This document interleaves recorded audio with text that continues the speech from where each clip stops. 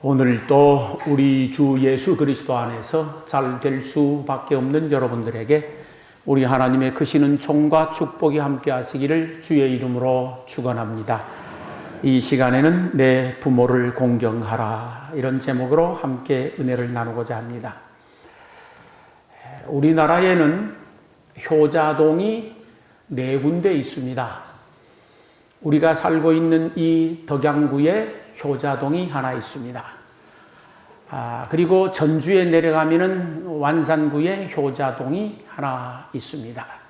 그리고 서울 종로구에 가면은 또 효자동이 하나 있고, 강원도 춘천시에 가면은 거기 또 효자동이 있는데, 3군데는 제가 직접 가보았습니다. 그런데 강원도 춘천에 있는 효자동만 가보지 못했습니다. 그래서 강원도 춘천에 있는 효자동에 관한 유래를 한번 찾아보니 다음과 같았었습니다. 오래전에 반희언이라고 하는 젊은이가 있었습니다. 이 청년이 무척 효자였었습니다. 효심이 지극한 청년이었는데 지금 효자동에서 살고 있었다고 합니다.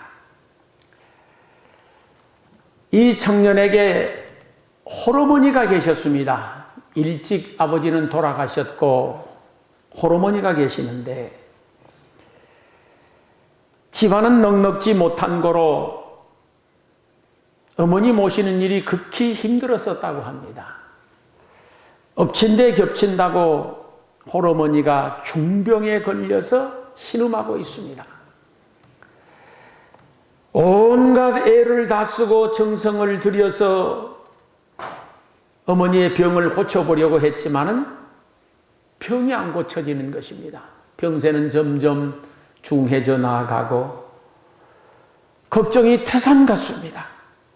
효심이 지극한 이 반희연이라고 하는 청년이 날이면 날마다 눈물로 지새우며 천지신명께 기도를 드렸다고 합니다. 그러던 어느 날 총각이 밤에 꿈을 꾸는데 산신령이 나타났다는 거예요. 우리 같으면 주의 사자가 나타나 그렇게 된 겁니다. 저 대룡산에 가면은 시체 3구가 있을 것인데, 그중 가운데 있는 시체의 목을 잘라다가 어머니에게 푹 고아드리면은 너희 어머니가 나을 것이니라. 대룡산이 있는지 찾아보니까 있었어요. 목사님 맞습니까? 대룡산 춘천에 가면 있다고.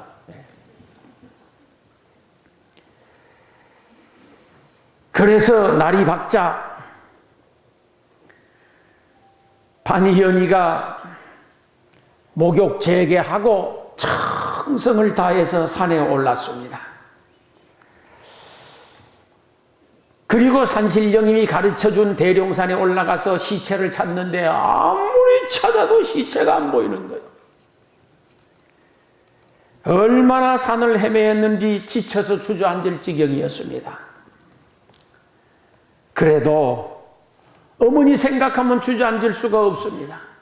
이리 찾고 저리 찾고 온 산골짜기를 다 헤매도 시체가 안 보여서, 이 일을 어떻게 할까?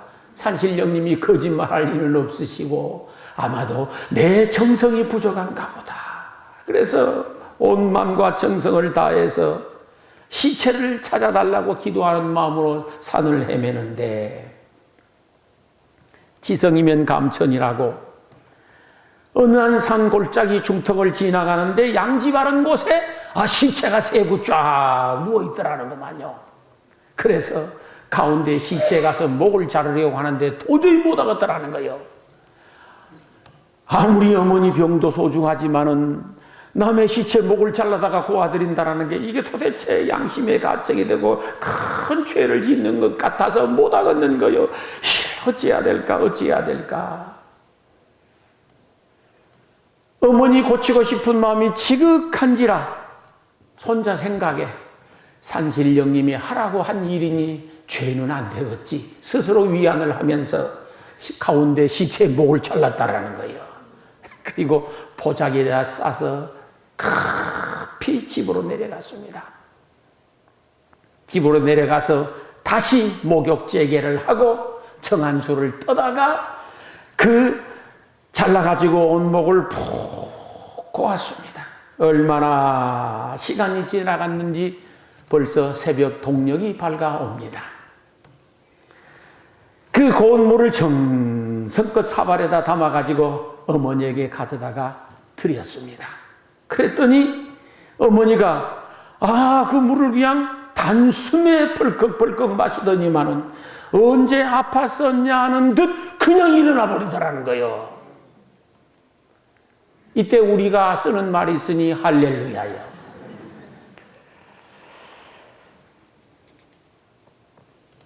이게 들어간줄 어쩐 일일까? 이 아들 녀석이 정말 산신령님 말이 맞구만. 그리고 보자기에 싸웠던 사람 목을 가서 펴보았었어요. 펴서 보니 그게 사람의 시체의 목이 아니라 천년 묵은 산삼이었다는 겁니다. 이 놀렐루야요 이제 이게.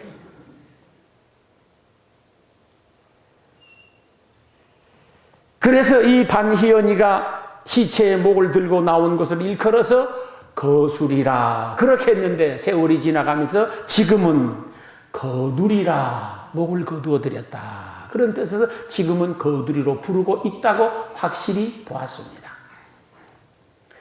1608년 선조 41년에 이 반희연이의 효심을 기리기 위하여서 그곳에 효자문을 세워 놓았다고 합니다. 전설이기는 하지만 가슴이 따뜻한 이야기였습니다. 우리 고양동, 이 덕양구 저쪽에 있는 그 효자동의 전설보다도 훨씬 더 가슴이 따뜻한 이야기였었습니다. 우리 동네 효자동 전설은 그런 게 아니고 부모가 죽은 다음에 매일매일마다 3년 넘도록 부모 산소에 가서 절하고 이것이었어요. 그것에 감동돼서 저기 무학제 박달제 넘어야 하는데 겨울 추울 때 호랑이가 업어다 줬다네 그 이야기예요. 지금 그 동네는.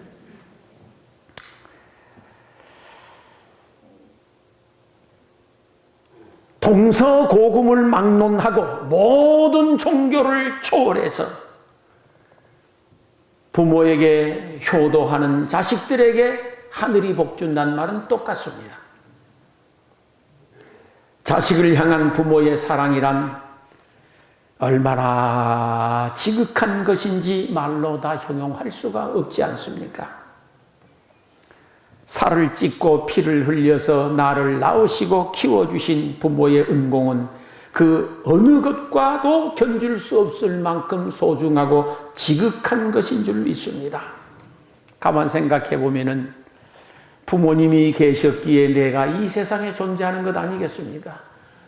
부모님 없으면 어떻게 우리가 이 세상에 태어났겠습니까? 하나님은 부모라는 그 희생을 통해서 우리로 하여금 이 세상에 태어나게 하고 이만큼 살아가게 하니 얼마나 감사할 일인지 모르겠습니다.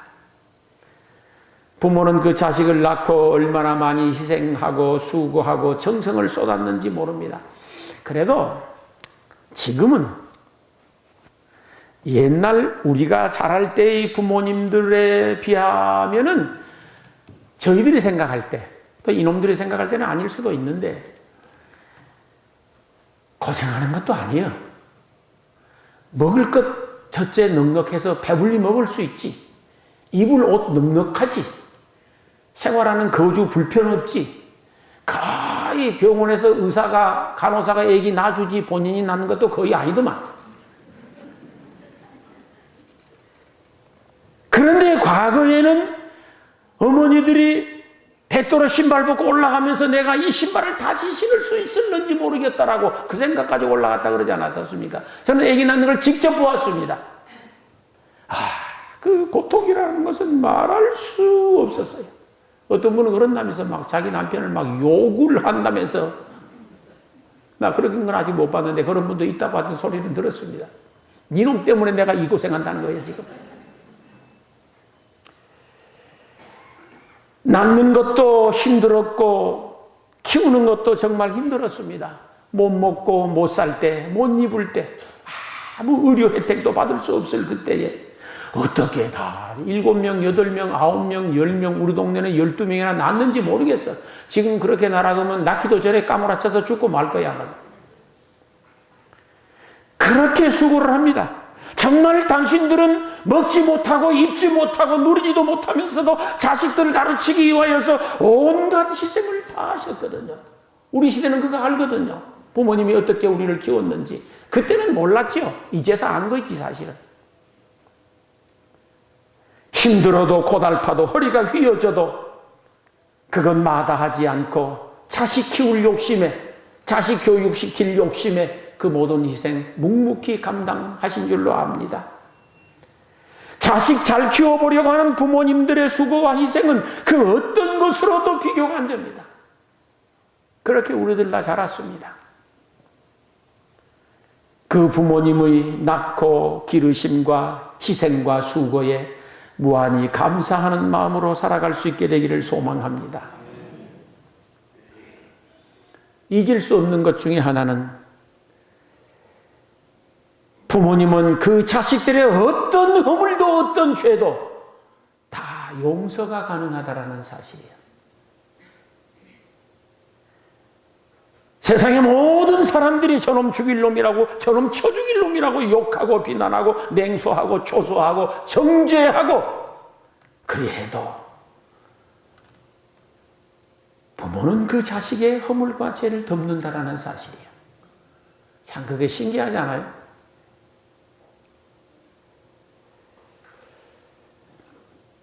조건도 없이 용서해주고 조건도 없이 그냥 받아주고, 그래서 아마도 부모의 사랑이 하늘보다 높고 바다보다 깊다고 표현하는지 모르겠습니다.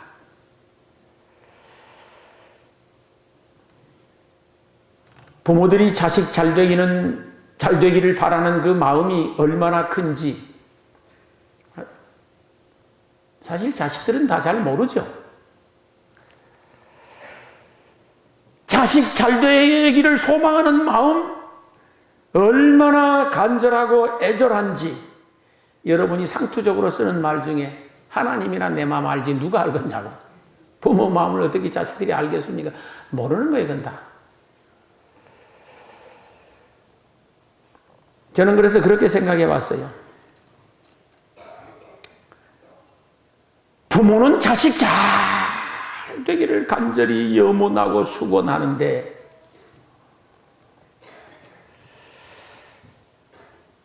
내가 사랑하는 사람이 잘 되기를 원하는데 누구든지 사랑하는 정도만큼 잘 되기를 원하는 마음이더라고요. 가만 내 속을 들여다보니까 예를 들어서 저쪽 동네 제가 아는 아무개가 계셔요. 그 사람은 그냥 잘 됐으면 좋겠어. 그게 제 진심입니다. 잘 됐으면 좋겠어요. 그 다음 저와 조금 가까운 사람은 잘 됐으면 좋겠어.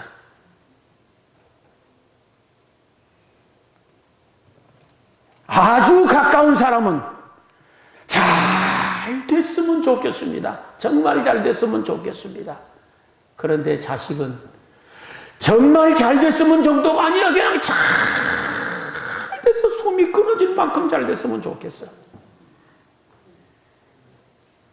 여러분 어떻게 생각하십니까? 내가 아무리 사랑하는 사람, 아무리 존경하는 사람이라고 하더라도 자식이 잘 되는 것만큼 잘 되길 원한 적이 저는 없습니다. 솔직히 그렇습니다.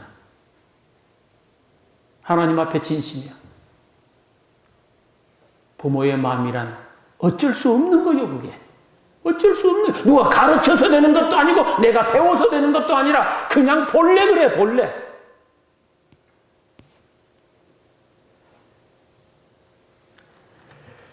누구든지 그러는 것입니다. 사랑하는 정도만큼 잘 되기를 바라는 것이에요.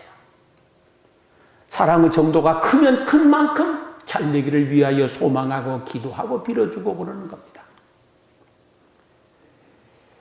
보세요. 하나님이 우리를 얼마나 사랑하셨는지 독생자를 희생시키십니다. 그 사랑이 크기 때문에 그러는 거예요. 예수님이 우리를 너무 사랑하셨기 때문에 당신의 목숨을 던져버린 거예요. 성령님이 우리를 너무도 사랑하시기 때문에 1분 1초도 멈추지 아니하고 단식하시면서 기도하고 계신다고 그랬습니다.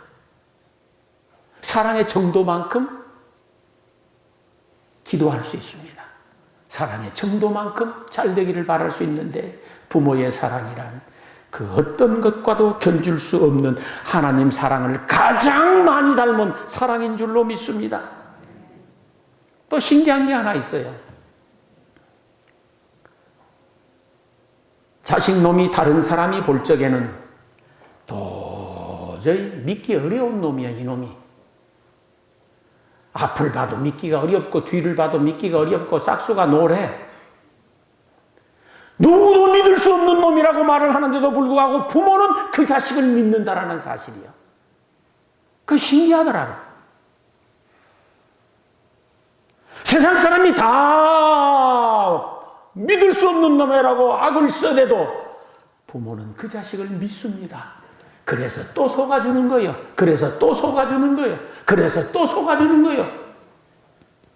믿는 마음 때문에. 저는 그걸 하나님에게서 배웠어요. 자, 제가 말씀을 예전에 드린 적이 있습니다. 하나님이 우리 이긴 적 있으시던가? 하나님이 우리 이긴 적 없으십니다. 평생 져주셨습니다. 하나님이 우리를 이기셨더라고 하면은 우리는 진즉 제가 쓰는 말로 골로 가버렸어. 진즉 지옥에 들어가서 지금도 펄펄 끓는 유황불 속에서 고통을 당하고 있어야 하는데 하나님이 쳐주셔서 이렇게 살아가고 있는 줄 믿습니다. 쳐주신 거예요, 하나님이. 하나님이 왜 우리를 여기 살려두신 줄 아십니까? 아직도 믿기 때문인 거예요. 아직도 믿기 때문인 거예요. 하나님이 우리를 저놈은 절대로 믿을 수 없는 놈이라고 판단되면 이미 처단해버렸습니다. 성경에 보세요. 도저히 믿을 수 없는 녀석이라고 생각하면 처리해버렸어요, 그냥. 그런데 아직도 우리가 이렇게 하나님의 은혜와 복받고 살아갈 수 있는 것은 하나님이 우리가 이런 존재임에도 불구하고 믿어주고 계시는 거예요. 믿어주고 계시는 거예요. 그게 부모의 마음이더라고. 부모란 자식이 어떤 놈이라도 믿어주는 거예요. 1000번을 말해도 믿어주는 거예요. 100번을, 1000번을, 10,000번을 속았어도 또 믿어주는 게 부모의 마음인 줄 믿습니다. 부모는 믿어주는 거예요. 그게 부모의 사랑이더라고. 보세요. 제가 어려서 아버지에게 매를 많이 맞았다 그랬죠. 말 안 들으니까 매 맞는 거예요.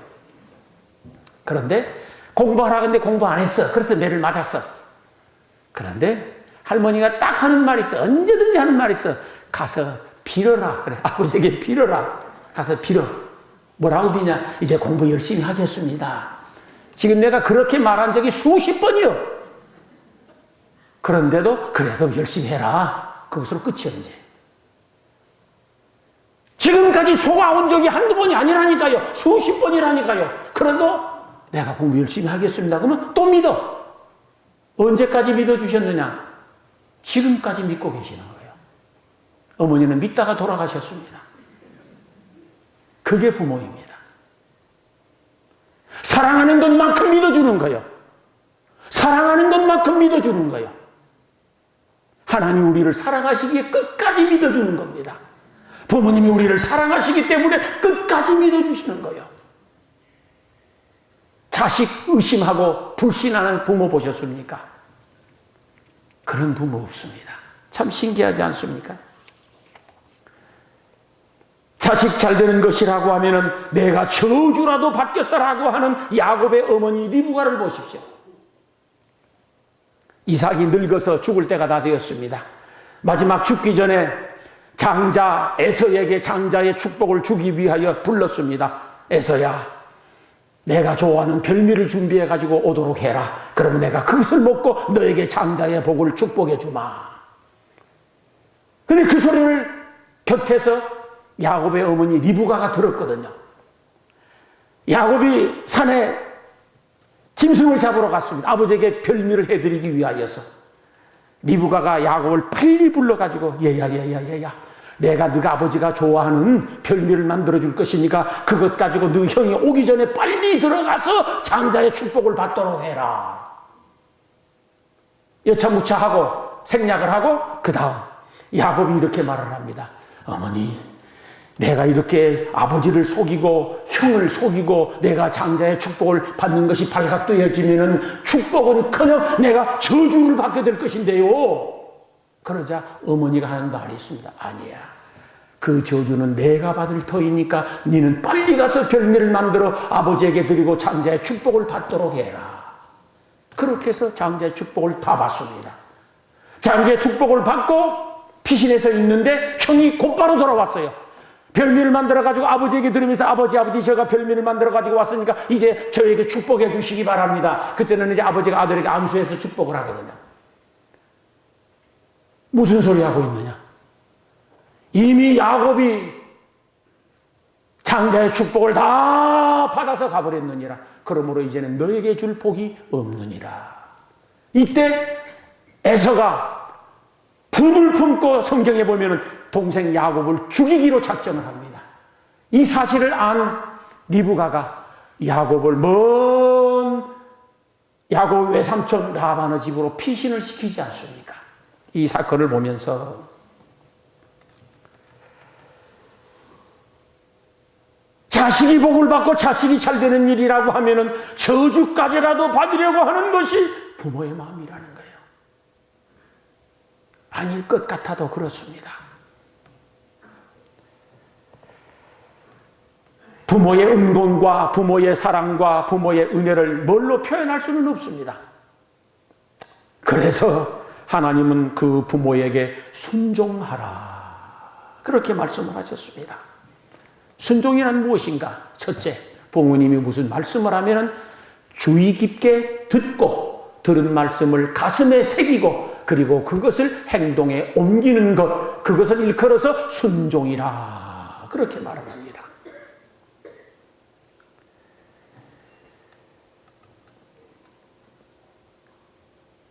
부모 공경이란 무엇인가? 효도라는 것이 무엇일까?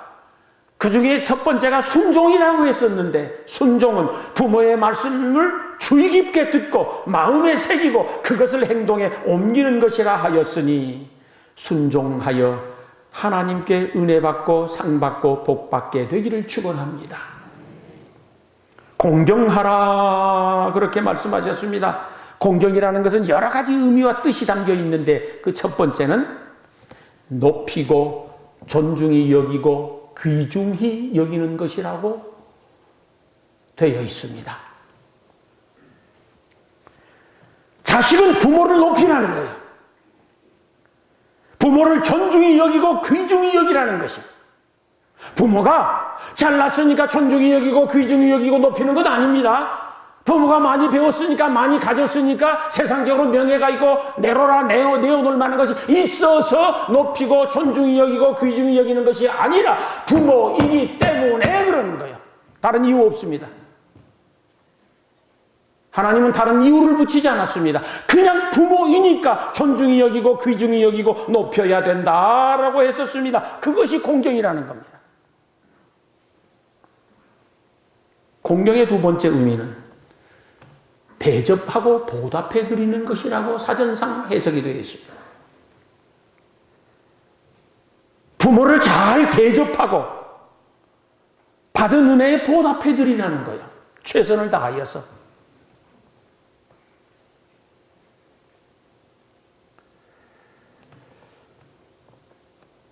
저는 할 것이 없어서 언제부터인가 하나님과 부모에게 11조를 같이 합니다. 그나마 그것으로 위로를 받고 싶어서일 뿐입니다. 그게 보답이 되는 것은 아닙니다. 부모를 대접하고 보답해 드리는 것, 그것이 공경이고, 세 번째 의미는 부모의 자랑이 되는 것이라고 했습니다. 그게 공경이랍니다. 부모의 자랑이 되고 부모의 영광이 되는 것.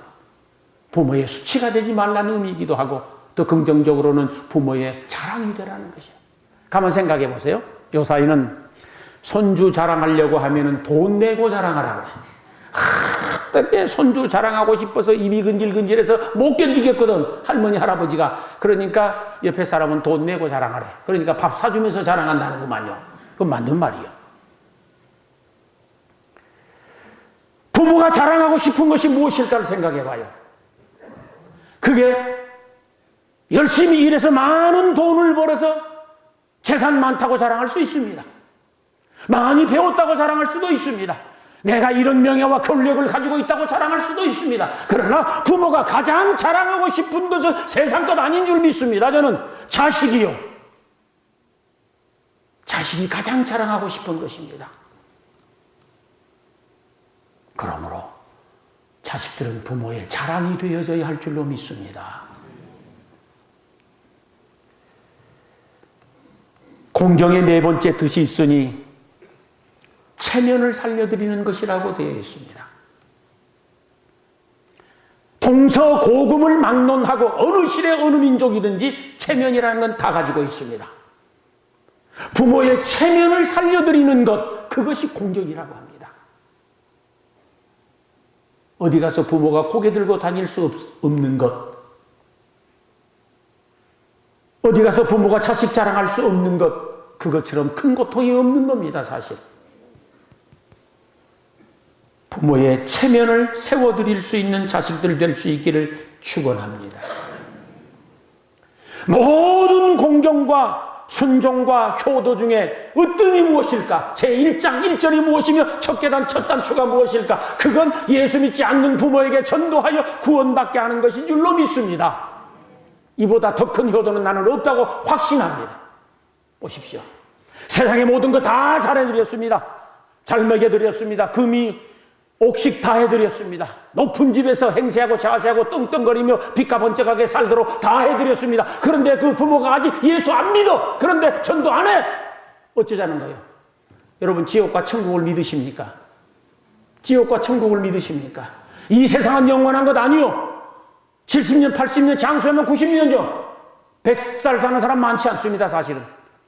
금방 세상 떠나는 것입니다. 이 세상 떠나면은 어디로 갈 것 같습니까? 그냥 아무것도 없는 줄 아십니까? 눈에 안 보이니까 끝나는 것 아니요. 이 세상이 있으면 저 세상이 있는 것이요. 이승이 있으면 저승이 있는 것이요. 저승은 두 세상이라고 했어요. 천국과 지옥이라고 했습니다. 예수 믿으면 천국 가고 예수 안 믿으면 지옥 간다라고 하나님이 수도 없이 많이 말씀하셨습니다. 그래서 우리가 예수 믿는 궁극적 목적이 무엇인가? 천국 가기 위함인 줄로 믿습니다. 그 부모에게 전도해서 예수 믿게 하는 것이 으뜸입니다. 최고입니다. 효도 중에 효도입니다. 이보다 더 큰 건 있을 수가 없습니다. 비록 내가 좋은 것 먹여드리지 못했습니다. 좋은 옷 입혀드리지 못했습니다. 훌륭하게 내가 잘해서 자랑스럽지 못했습니다. 그럼에도 불구하고 온 마음과 정성 다해 부모에게 전도하여 예수 믿어 구원받게 했다고 하면 가장 훌륭한 효도한 줄로 믿습니다. 이게 최고예요. 어쩌다가 어떤 사람은 세상 말로 하면 운 좋아서, 신앙적으로 말하면 하나님의 은혜로 부모님이 나보다 먼저 예수 믿어 그 부모님 따라 나는 예수 믿게 되어졌는데 은혜 중에 은혜입니다. 감사해야 됩니다.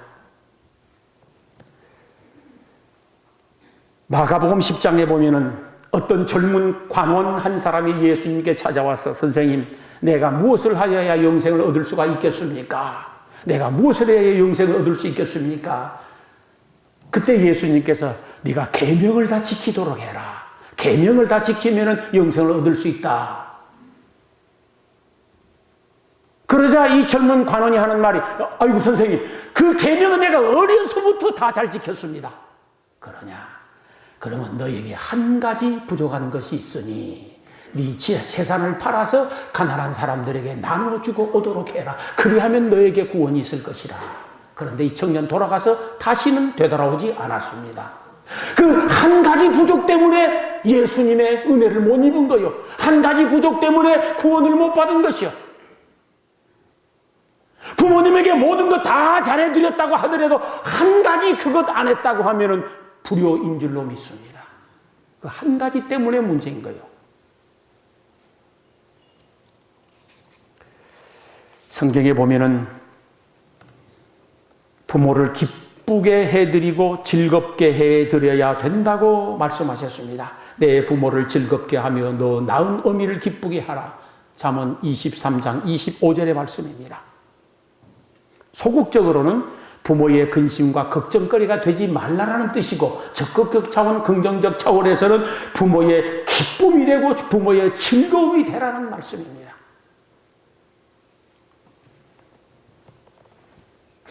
어떤 근심, 걱정거리가 있는데도 불구하고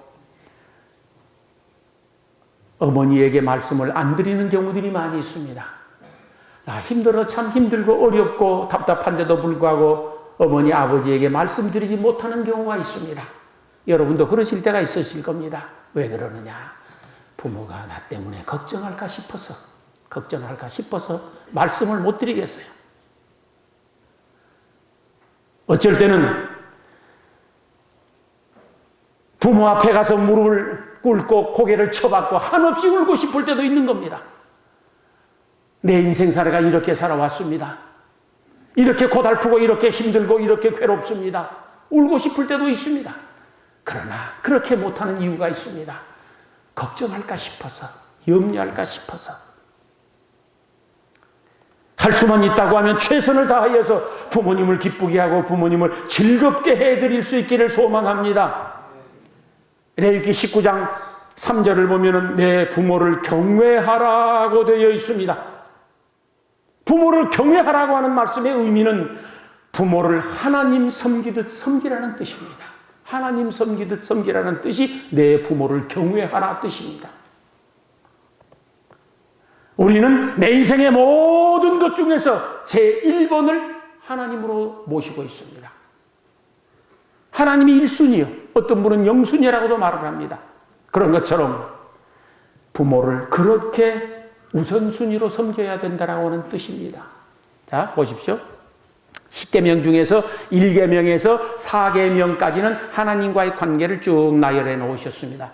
그리고 5계명에서 10계명까지는 인간 관계를 쭉 나열해 놓으셨는데 그 제일 첫 번째가 내 부모를 공경하라고 말씀하셨습니다. 모든 인간 관계의 1번이 무엇이냐? 부모 공경입니다. 부모 공경을 잘해서 땅에서 잘되고 장수하는 복을 받게 되기를 축원합니다. 부모 공경은 하나님이 명령하신 것입니다. 하나님이 기뻐하시는 일입니다. 성경에 보면 이것이 옳으니라, 옳은 일이라, 마땅한 일이라고도 되어 있습니다. 부모 공경이라고 하는 것은 인륜지사 가장 근본이 되는 것입니다. 모든 인간사에서 근본이 무엇이냐? 효에서부터 출발되는 줄로 믿습니다. 그래서 디모데전서 5장 4절을 보면은 내 자녀들과 손자들에게 효를 가르쳐 행하게 하라고 말씀하셨습니다. 부모 공경을 잘하는 사람들에게 다음과 같은 복 주신다고 말씀하셨습니다. 땅에서 잘 된다라고 했습니다. 땅에서 잘 된다라고 했습니다. 이 세상 살 때 잘 되게 해주시겠다라고 하는 말씀입니다. 이 말씀의 의미는 첫째, 받을 복을 받게 해주신다라는 거예요. 둘째, 받은 복을 누리게 해주신다라는 뜻입니다. 이 세상에는 특히 성경에 보면은 자기가 받을 복도 받지 못한 사람들이 많이 있었습니다. 복은 받았는데 그걸 누리지 못하고 죽어버린 사람들도 많이 있습니다. 그런데 어떤 사람은 자기가 받을 복을 받을 뿐만 아니라 그 복을 누리고 살다가 하늘나라 가신 분들이 계십니다. 여러분 모두가 다 하나님의 말씀 따라 부모 공경 잘해서 땅에서 잘 되는 복, 곧 내가 받아야 할 복을 받을 뿐만 아니라 받은 복을 누리고 살아갈 수 있게 되기를 주의 이름으로 축원합니다. 그 다음에 하나는 장수한다 하였으니 건강하게 오래 산다라는 뜻입니다. 그리고 이 세상에서 그의 이름이 오래도록 빛날 것이라고 하는 말씀입니다. 그리고 천국에서까지 그의 이름이 남게 될 것이라는 장수의 의미를 가지고 있습니다. 성경에 보면 사람은 심은 대로 거둔다라고 말씀하셨습니다. 사람이 무엇으로 심든지 그대로 거둔다라고 하였으니 이것은 하나님의 말씀이요 법칙이요 자연의 법칙입니다. 종과 득과요 종도 득두입니다. 외를 심으면 외가 나는 것이고 콩을 심으면 콩을 나는 것은 당연한 일입니다. 효를 심으면 효를 거둔다라고 하는 하나님의 말씀인 줄로 믿습니다. 그 전에 제가 여러분에게 드린 말씀입니다. 효도는 흉내만 내어도 좋다고, 흉내만 내어도 좋다고 기억하실 것이에요. 옛날 조선시대에 어느 임금님이 한양 서울을 떠나서 개성을 방문하게 되어지는데 그 개성에 모자가 살고 계셨는데 어머니가 오래전부터 지병을 앓고 있으면서 누워 계셨습니다. 그런데 임금님이 개성을 방문한다는 소리를 듣고 아들을 불렀습니다. 얘야, 내가 임금님 얼굴 한번 보고 죽는 것이 한이 없겠다.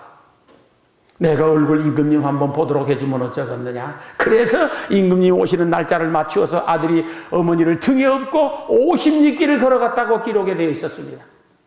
50리 아시겠습니까?